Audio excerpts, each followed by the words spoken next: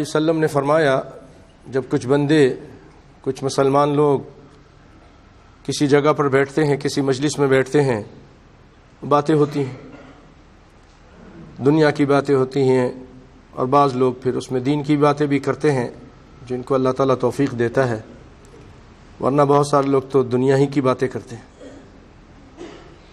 اچھے لوگ بھی ہوتے ہیں جو اس میں اللہ کا ذکر، رسول کا ذکر، رسول صلی اللہ علیہ وسلم پر درود و سلام بھی بھیجتے ہیں۔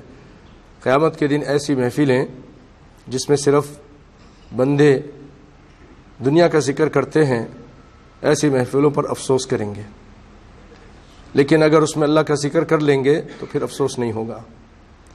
تو آپ صلی اللہ علیہ وسلم فرماتے ہیں جب بندے بیٹھیں اور وہاں پر بہت ساری گفتگو کرتے ہیں،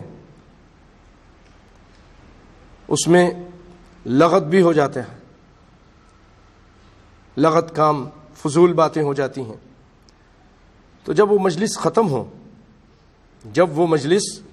ختم ہو آپ کی ہو، اور پھر آپ اٹھتے ہوئے چھوٹی سی ایک دعا ہے، آج میں بتاتا ہوں، آپ اس کو یاد کر لیجئے، وہ ہے سبحانک اللہم وبحمدک، سبحانک اللہم وبحمدک اشہد ان لا الہ الا انت استغفرک واتوب الیک۔